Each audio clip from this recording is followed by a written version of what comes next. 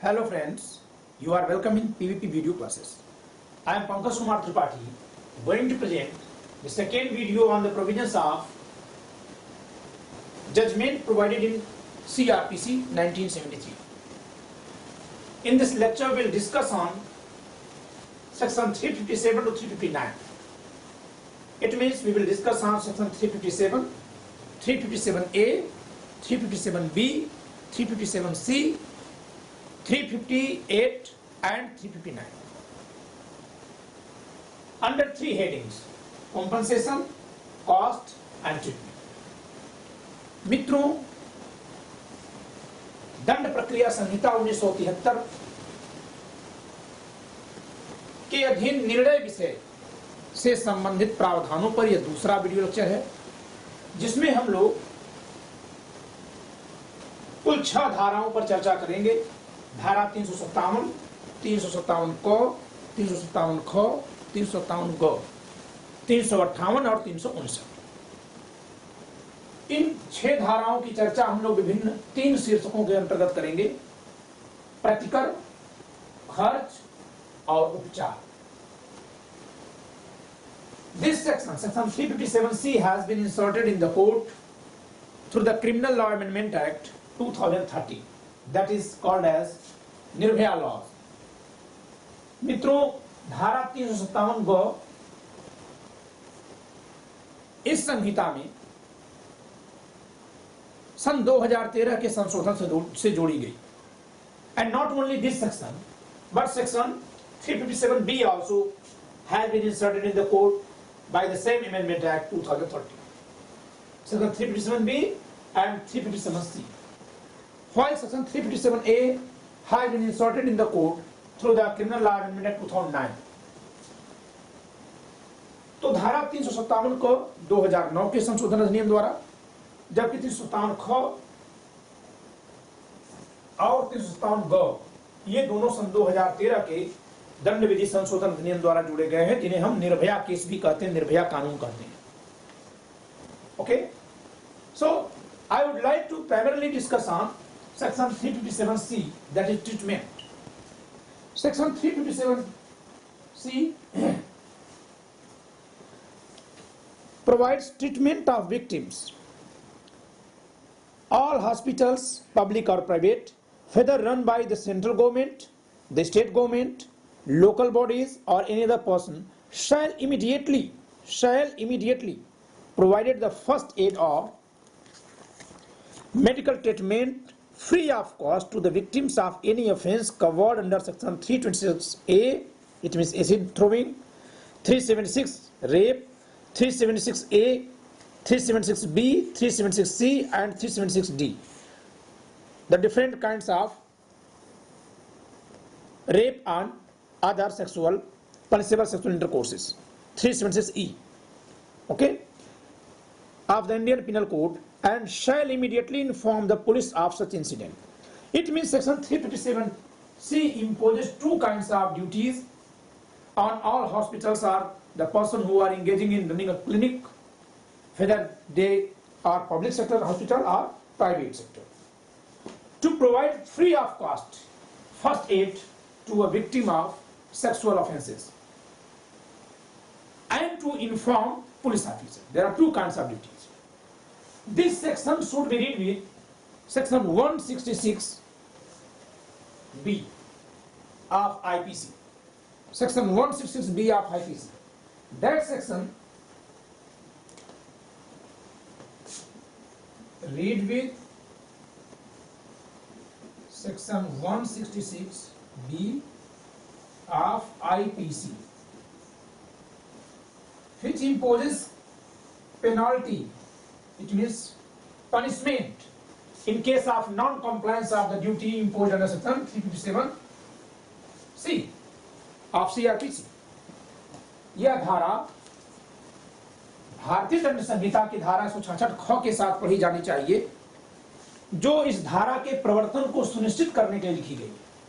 अर्थात CRPC की धारा 357 ग में जो प्रथम उपचार, प्राथमिक उपचार, निःशुल्क प्राथमिक उपचार प्रदान करने की ड्यूटी अधिरोपित की गई है, कर्तव्य अधिरोपित किया गया है, तो उसका अपालन किया जाता है, उसका पालन नहीं किया जाता है, तो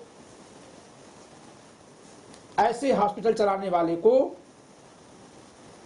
दंडित किया जाएगा भारतीय दंड संहिता की धारा 66 ख के अधीन। वो क्या दंड है? वह कारावास से जिसकी अवधि 1 वर्ष तक की हो सकेगी या जुर्माने से या दोनों से दंडित किया जाएगा। shall be punished with imprisonment for a term which may extend to 1 year or with fine or with both. Okay, whoever being in charge of hospital or public or private, whether run by the central government, state government, local bodies or any other person, contravenes the provisions of section 357C of the Code of Criminal Procedure 1973 shall be punished. Okay, जो कोई किसी ऐसे लोक या private अस्पताल का, चाहे वह केंद्रीय सरकार, राज्य सरकार, स्थानीय निकाय या किसी अन्य व्यक्ति द्वारा चलाया जा रहा हो, भार साधक होते हुए दंड प्रक्रिया संहिता की धारा 357 ग के उपबंधों का उल्लंघन करेगा, वह 1 वर्ष तक के कारावास से या जुर्माने से या दोनों के दंड से दंडित किया जा सकेगा। अर्थात इस उपचार को देना सुनिश्चित किया गया है। किन किन मामलों में?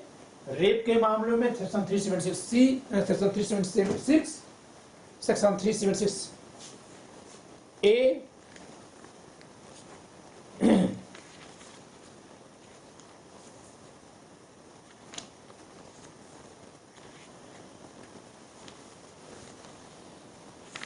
Section 376 punishment for rape, Section 376A punishment for causing death or resulting a persistent vegetative state of victim, यानी पीड़िता को कि मृत्यु कारित कर देना या उसके पागलपन वाली अवस्था में डालकर छोड़ देने जैसा रेप करना। Okay. B, sexual intercourse by husband upon his wife during separation, पति द्वारा अपनी पत्नी के साथ पृथक्करण के दौरान मैथुन। Section 376C, sexual intercourse by a person in authority, धारा 376 ग, प्राधिकार में किसी व्यक्ति द्वारा मैथुन। 376D, गैंग रेप, ओके, सामूहिक बलात्संग। 376E, punishment for repeat offenders, it means repetition of rape. तो इन सभी अवस्थाओं में medical treatment free of cost देने की ड्यूटी है और पुलिस को इत्तला करने की ड्यूटी है। अगर इसका कंप्लायंस नहीं होगा तो आईपीसी की धारा 166 के जरिए दंडनीय अपराध है। Okay, so we have discussed this. Now we will come on cost. Okay, there are two provisions in the code which provides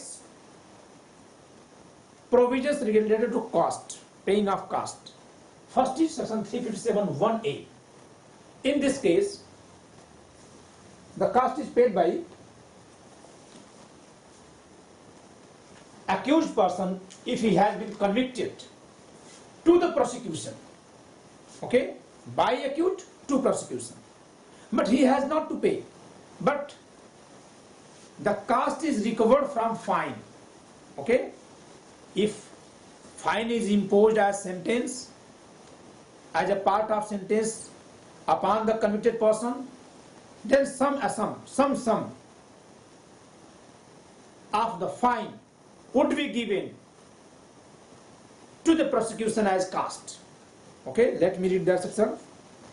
जब कभी किसी व्यक्ति पर को दोष सिद्ध साबित होने के बाद, दोष सिद्धि के बाद उस पर दंड के रूप में जुर्माना आरोपित किया जाता है, तो न्यायालय को यदि ठीक समझ लगता है तो जुर्माने में से कुछ रकम निकाल करके अभियोजन पक्ष को उसके खर्च के रूप में दिला सकता है।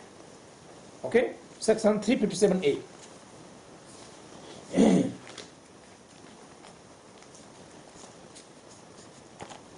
Section 357(1). When a court imposes a sentence of fine or sentence including a sentence of death, of which fine forms a part, the court may, it means it's up to court, when passing judgment, order the whole or any part of the fine recovered to be applied in clause A in defraying the expenses properly incurred in the prosecution. Okay, जब कोई न्यायालय जुर्माने का दंडादेश देता है या कोई ऐसा दंडादेश जिसके अंतर्गत मृत दंडादेश भी देता है जिसका भाग जुर्माना भी है, अर्थात चाहे केवल जुर्माने का दंडादेश देता है, if he imposes only fine as sentence, or if he imposes imprisonment along with fine as part of sentence, or if he imposes sentence of death along with sentence of fine. It means whenever he imposes fine, whether as sole form of sentence or as a part of sentence, okay, then it's up to court. That court may order that fine, the whole amount of fine or part of fine, may be applied as expenses occurred by prosecution. Okay?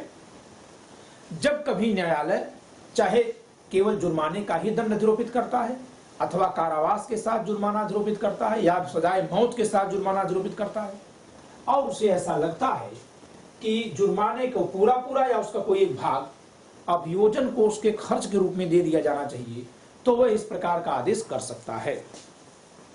जब कोई न्यायालय जुर्माने का दंडादेश देता है या कोई ऐसा दंडादेश देता है जिसका भाग जुर्माना भी है, तब निर्णय देते समय वह न्यायालय यह आदेश दे सकता है, मैंडेटरी नहीं है, यानी यह आदेशात्मक नहीं है बल्कि उसके विवेक पर है कि वसूल किए गए सब जुर्माने या उसके किसी भाग का उपयोजन यानी प्रयोग को अभियोजन में उचित रूप से उपगत व्ययों को चुकाने में किया जाए, अर्थात अभियोजन पक्ष का मुकदमा चलाने में जो खर्च आया है उसमें उसको लगा दिया जाए। Okay, so I have mentioned here section 357(1)(a).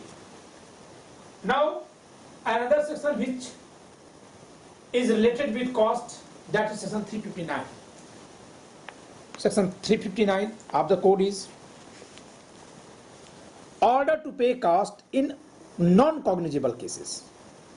Whenever any complaint of non-cognizable offence is made to a court, the court, if it convicts the accused, may, in addition to the penalty imposed upon him, order him is the accused person, the convicted person, him to pay to the complainant in whole or in part the cost incurred by him in the prosecution, and may further order that in default of payment the accused shall suffer simple imprisonment for a period not exceeding 30 days, and such cost may include any expenses incurred in respect of process fees, witnesses and pleaders fees which the court may consider reasonable. Okay? And order under this section may also be made by an appellate court or by high court or session court exercising its power of revision. Okay?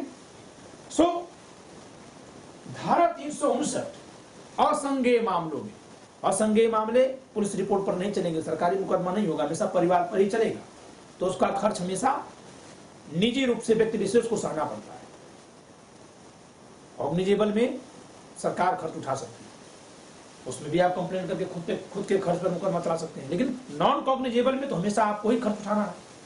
तो अगर किसी non cognizable मामले में, असंज्ञेय मामले में न्यायालय दोष सिद्ध साबित करता है, ठीक है, अभियुक्त को, और उसे ऐसा लगता है कि अभियुक्त को आदेशित किया जाना चाहिए कि परिवादी को, यानी जिसे कहने पर मुकदमा चलाया गया था, उसको खर्च भी दे, ठीक है, कार्यवाही के खर्चे भी दे, तो उसको आदेश दे सकता है कि कार्यवाही के खर्चे वो दे, और यदि उसके आदेश का अनुपालन नहीं करता है तो उसको 30 दिनों तक के लिए कारावास में भी रख सकता है, अतिरिक्त कारावास, ठीक है, सादा कारावास होगा।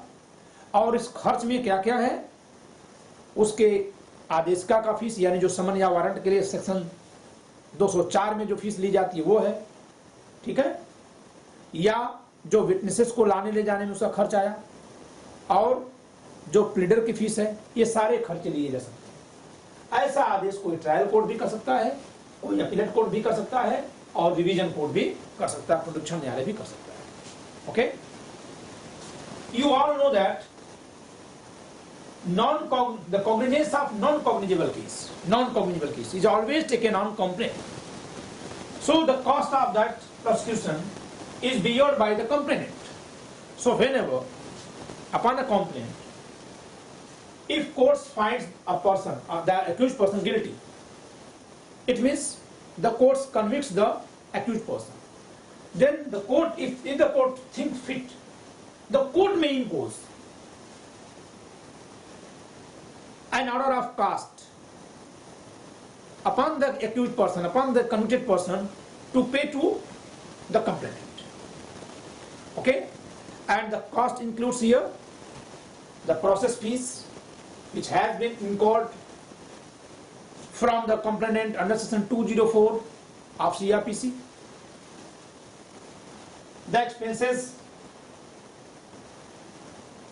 what he has invested on witnesses, and the fees of advocates. Okay, and the same order may be given by an appellate court or a court of revision. Now come on the part of compensation. Compensation means to compensate the victim. Okay, who will pay? The wrongdoer. Who will pay? By state. When state will pay, we will discuss later. Right now we have to discuss here. Here by wrongdoer. By wrongdoer doesn't mean that by the accused person. No, no, no. Maybe by complainant. The complainant may be a wrong person, because if he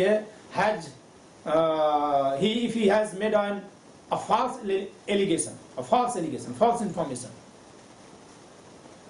so the accused has been acquitted. Here who is wrongdoer? The informant, the complainant. So in that situation he might be ordered to pay compensation to the accused person. Okay, so here I have used term wrongdoer. Okay, मित्रों यहाँ wrongdoer मैंने लिखा, यानी जो दोष किया है उसके द्वारा, बाई प्रतिकर किसके द्वारा? दोषकर्ता द्वारा। प्रतिकर किसके द्वारा? राज्य द्वारा। हम लोग उसकी चर्चा बाद में कर लेंगे, पहले हम इसको समझते हैं। यहाँ दोषकर्ता में कौन है? तो आप ये मत समझिएगा कि दोषकर्ता का मतलब अभियुक्त है, नहीं। जहां अभियुक्त दोष सिद्ध किया जाएगा वहां अभियुक्त, यानी दोष सिद्ध होने पर। लेकिन अगर वो दोष मुक्त होता है तो हो सकता है कि परिवादी या सूचनादाता पर अभियुक्त के पक्ष में प्रतिकर के दायित्व लाद दिया जाए। अगर उसने कोई झूठा केस लिखाया, झूठे एक्शन लिया था, एकदम फॉल्स था, तो यहां दोनों की हमें दो धाराएं समझनी है, 357 और 358। लेकिन और भी धाराएं हैं जो इस तरह के कंपनसेशन की बात करती हैं, आपको उसको समझ लेना चाहिए। और धाराएं कौन कौन सी हैं? Section 250, 237 class 4, section 237 class 4 and section 250 also related to the compensation and both sections of CRPC. इसके अलावा दो और धाराएं हैं जो कंपनसेशन की बात करती हैं, प्रतिकर की बात करती हैं। एक है 237(4) जो सत्र न्यायालय द्वारा मानहानि के विचार में की प्रयोग में लाई जाती है, और दूसरा है धारा 250 जो वारंट या समन केसेस के विचार पे लागू होती है। Okay, we have discussed both sections in trial proceeding. Now here we will discuss only two sections. To groundlessly arrested person, this is the only matter of section 358, and all three is matter of section 357. Okay, ये आखिरी जो है निराधार किसी व्यक्ति को गिरफ्तार करवाना।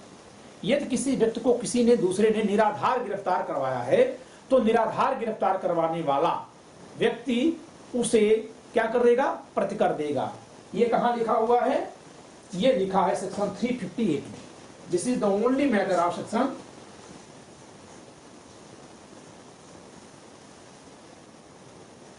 358।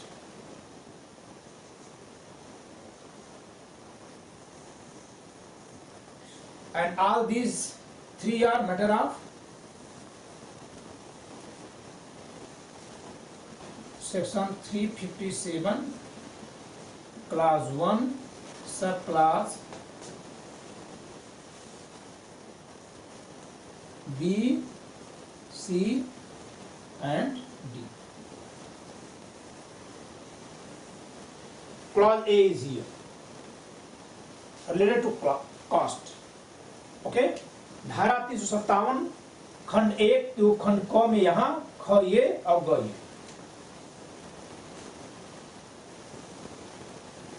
ओके, जबकि निराधार किसी व्यक्ति को गिरफ्तार करवाया गया तो उसको प्रतिकर, ये धारा 358 है और ये आखिरी में।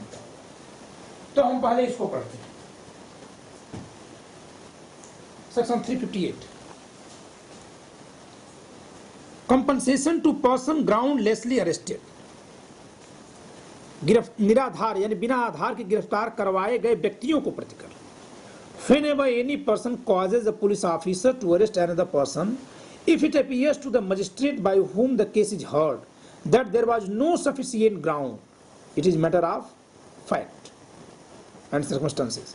For causing such arrest, the magistrate may award such compensation not exceeding 1,000 rupees to be paid by the person so causing the arrest to the person so arrested for his loss of time and expenses in the matter as the magistrate thinks fit. It means it is up to discretion of court, the magistrate. ठीक है, क्या लिखा हुआ है?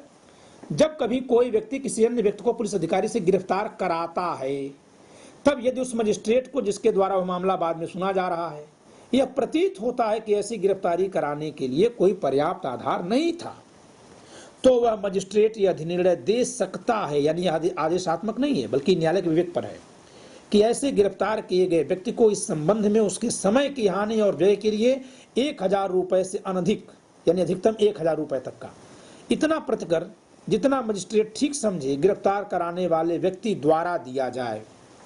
Okay, ऐसे मामलों में यदि एक से अधिक व्यक्ति गिरफ्तार किए जाते हैं तो मजिस्ट्रेट उनमें से प्रत्येक के लिए उसी रीत से 1,000 रुपए से अधिक उतना प्रतिकर निर्णित कर सकेगा जितना ऐसा मजिस्ट्रेट ठीक समझे।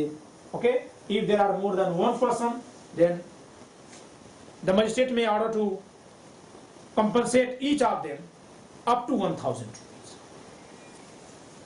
And the last clause is, all compensation awarded under this section may be recovered as if it were a fine, and if it cannot be so recovered, the person by whom it is payable shall be sentenced to simple imprisonment for such term not exceeding 30 days, as the magistrate directs, unless such sum is sooner paid. इस धारा के अधीन अधिनिर्णित समस्त प्रतिकर ऐसे वसूल किया जा सकता है मानो वह जुर्माना है। ओके, और यदि वह ऐसे वसूल नहीं किया जा सकता, यानी वो नहीं दे रहा है, तो उस व्यक्ति को जिसके द्वारा वह दिए जाने योग्य है, यानी संदेह है, 30 दिन से अधिक इतनी अवधि के लिए जितनी मजिस्ट्रेट निर्दिष्ट करे सादा कारावास का दंडादेश दिया जाएगा, जब तक कि वह उसके पहले ही से ऐसी राशि पे न कर। Okay, so we have discussed this, now come on these three. Okay, section 357।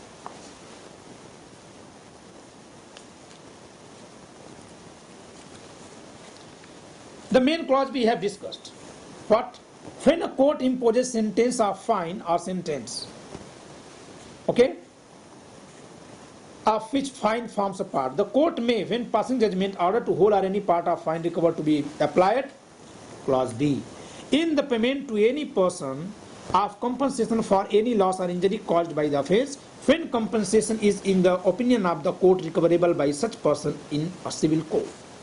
It means to the victim of offence. Section 356 clause 1 deals with an order of compensation for application of the whole amount of fine or part of fine as compensation. मित्रों, धारा 357 का खंड 1 केवल तब लागू होती है जब जुर्माना आरोपित किया जाता है और इसमें न्यायालय आदेश देता है कि जो जुर्माना वसूला गया उसमें से कुछ हिस्सा उठा करके प्रतिकर के रूप में दिया जाए। किसको किसको दिया जाए? आपने यहां देखा, खर्च के लिए वियोजन पक्ष को दे दिया जाए। You have seen, we have already discussed that part of fine may be paid to prosecution as cost of case in clause A. In clause B, it may be given to the victim of offence. In clause C, it may be given to the legal representative of a deceased person. Deceased means whom death has been caused through the offence, for which the accused person has been convicted, upon whom the sentence, the fine as sentence has been imposed. And to any other person, sufferer, to any other sufferer. Sufferer means, suppose that I have bought a wristwatch from a shop. I do not aware that that is stolen property. Having good faith that the property is of the shopkeeper, I have paid the amount and purchased that stolen watch. That is obtained through theft. by the shopkeeper or by any other person. I have paid, I have purchased, but after some time, police came to me and asked to recover, to give the watch because that is stolen property. So here I am innocent and I am sufferer. I have lost my price of watch. Okay? So whenever the actual thief would be sentenced by fine, okay, then some amount of fine may be given to me as compensation, because I am also sufferer. Though I am not direct victim of the offense, but indirectly I am also victimized. Okay? So the part of fine or the whole fine may be given to me because I am also sufferer. इसमें किस व्यक्ति को दिया जाता है? सी खंड सी में, ग में, ऐसा कोई व्यक्ति जो धन लगा दिया है। जैसे मान लीजिए कि मैं किसी दुकान से घड़ी खरीदता हूँ, मुझे नहीं पता कि वो घड़ी कहीं चोरी की संपत्ति है, चुराई हुई संपत्ति है, डकैती से लाई गई, मुझे नहीं पता। मैं उसको यह समझ के खरीद रहा हूँ कि दुकानदार की वो है, मैंने खरीद लिया। लेकिन आप सब जानते हैं कि अगर आप चोरी की संपत्ति अनजाने में भी लेते हैं तो भी आपसे वो रिकवर होकर चली जाएगी। मेरे पास पुलिस आती है, कहती है आपके पास जो घड़ी है वो आपकी चोरी की संपत्ति है, आपकी नहीं है, मुझसे ले लेती है। आपको पता है पुलिस या सरकार हमसे जब लेगी हमें कोई कंपनसेशन नहीं देगी, मुझे उसने नहीं दिया। लेकिन जब एक्चुअल चोर पकड़ा जाता है और वो कन्विक्ट होता है और उसको दंडित करते समय उस पर फाइन यानी जुर्माना आरोपित होता है, तो जुर्माने में से मुझे कंपनसेशन दिलाया जा सकता है। और दूसरा रास्ता है कि मैं सिविल मामले में जाऊं और उस दुकानदार से या वास्तविक चोर से मुआवजा मांग लूं। तो यही बात है, यानी यहाँ 3 लोगों को दिया जाता है। अपराध का जो पीड़ित व्यक्ति है, अपराध से यदि कोई मर गया तो उसके उत्तराधिकारी जो है उनको, और अन्य कोई जो उस अपराध से नुकसान सह रहा है। ठीक है, इन तीनों को मुआवजा दिया जा सकता है।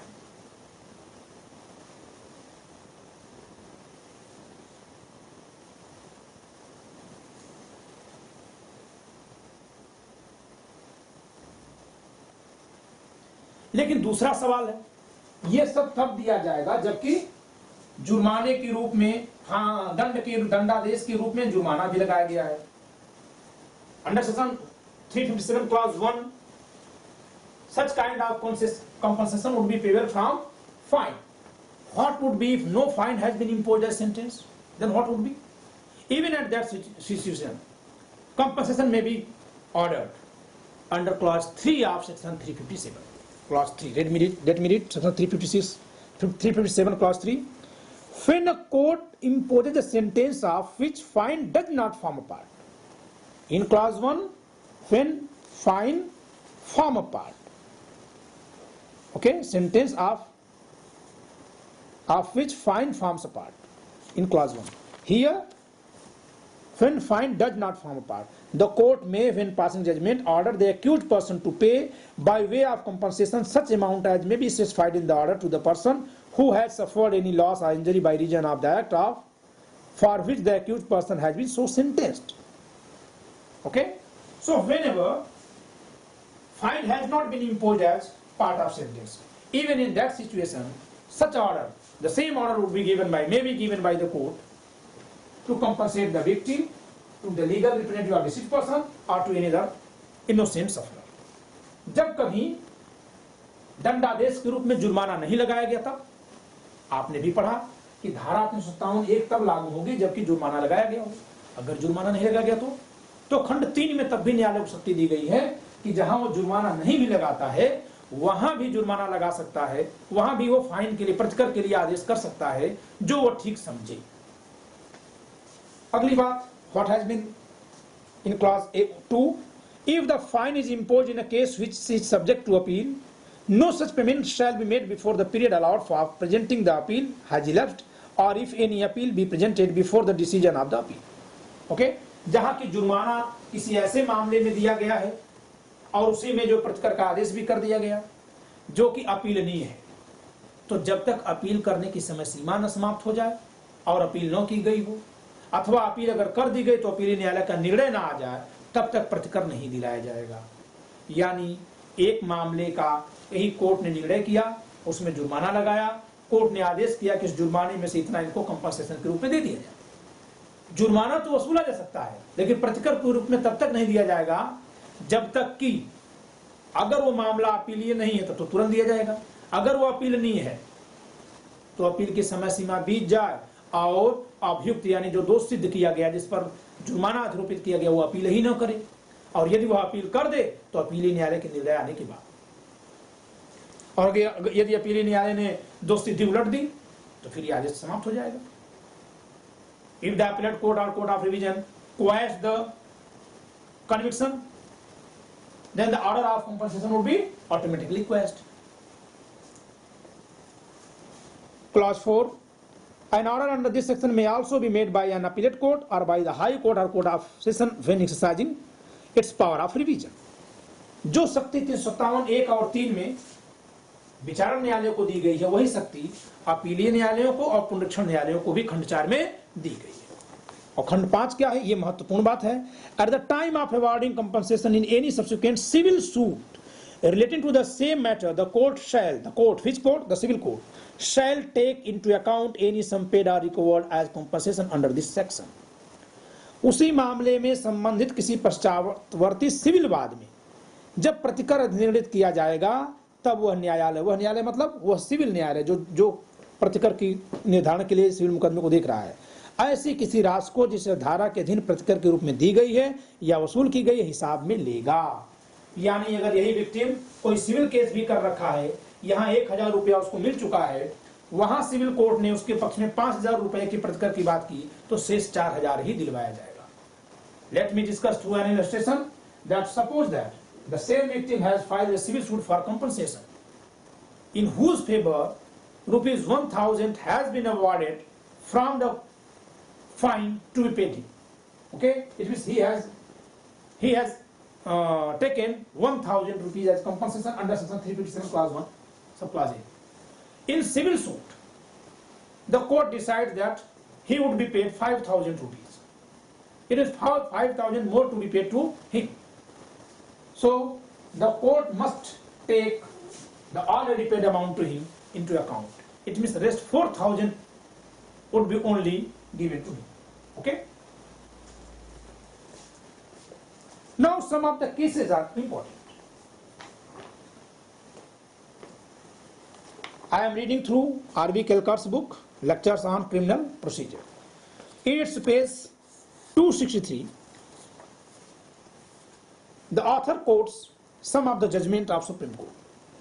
In fixing the amount of fine or compensation, the court should take into account the nature of the crime, the injury suffered, the justness of the claim for compensation, the capacity of the accused to pay, and the other relevant circumstances.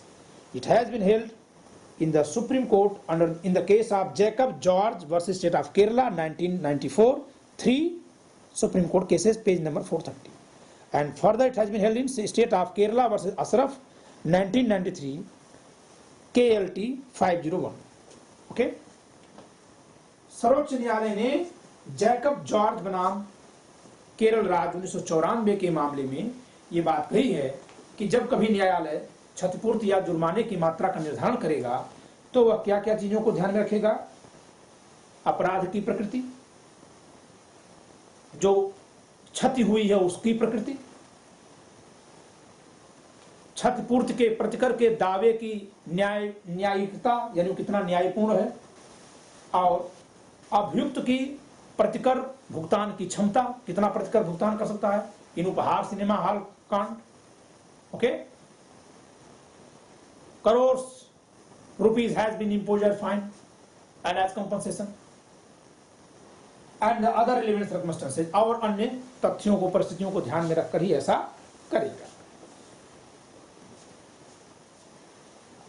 In the case of R. Mohan versus A.K. Vijay Kumar 2012, 8 SCC, page number 721. And in another case,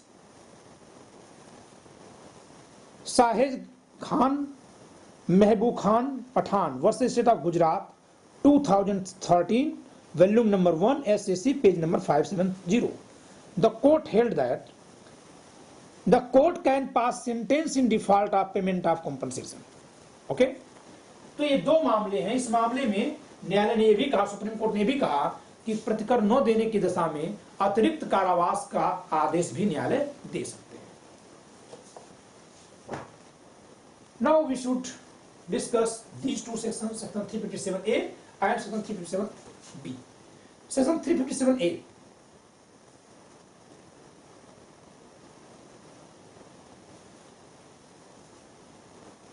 Victim compensation scheme.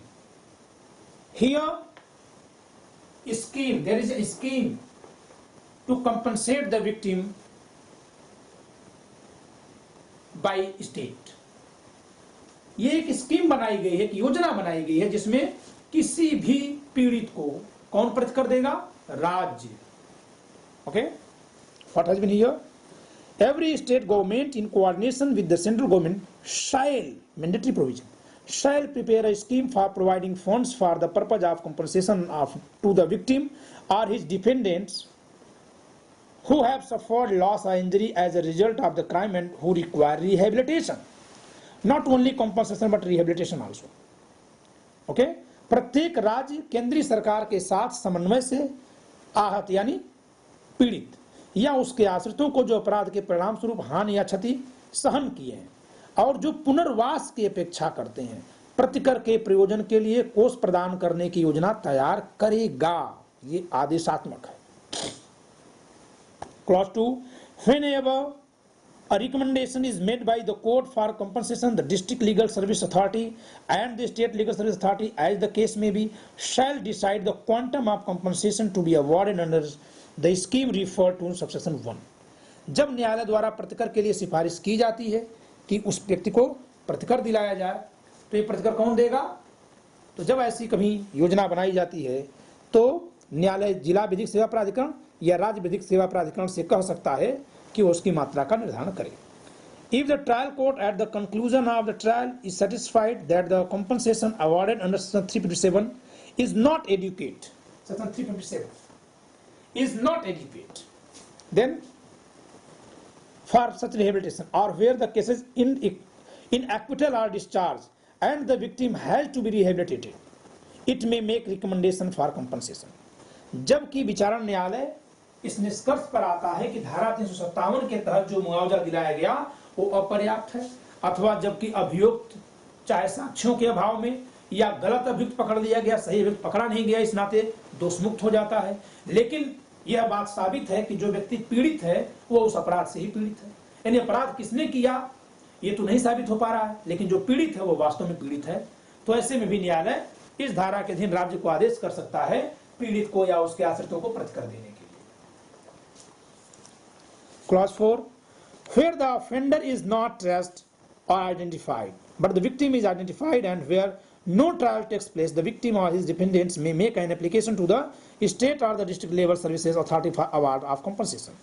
जहां के अपराधी पकड़ में ही नहीं आता है या उसका पता ही नहीं चलता है और इसी नाते कोई केस नहीं चलता, वहां भी धारा 357 खंड को 357 को का उपखंड का खंड 4 पीड़ित या उसके आश्रित, अगर वो मर गया, उसके आश्रितों को यह अधिकार देता है कि वह जिला विधिक सेवा प्राधिकरण या राज्य विधिक सेवा प्राधिकरण के समक्ष अपने प्रतिकर के लिए आवेदन कर सकते हैं.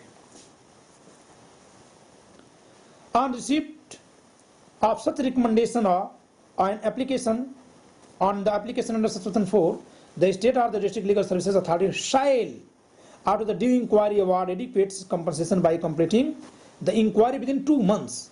और जब ऐसा कोई आवेदन किया जाता है धारा 357 को के उपखंड 4 के तहत, तब राज्य विधिक सेवा प्राधिकरण या जिला विधिक सेवा प्राधिकरण की जिम्मेदारी है कि वह 2 महीनों के भीतर ही जांच पूरी करके पीड़ित व्यक्ति को प्रतिकर दिला दें. The state or the district legal services authority, as the case may be, to alleviate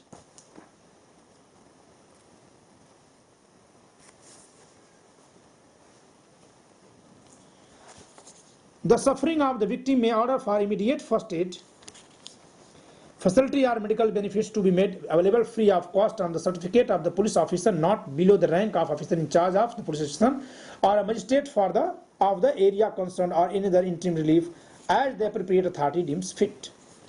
ठीक है, ये राज्य या जिला विधिक सेवा प्राधिकरण जैसी स्थिति हो, पीड़ित की यातना को यानी पीड़ा को कम करने के लिए प्रथम चिकित्सा उपचार प्रदान करने की सुविधा का आदेश कर सकते हैं। कब? जबकि कोई पुलिस अधिकारी प्रमाणित कर दे या कोई मजिस्ट्रेट प्रमाणित कर दे कि उस व्यक्ति को तुरंत ऐसे सुविधा की जरूरत है। Okay, now section 357B। In section 357B, there is a clarification that the compensation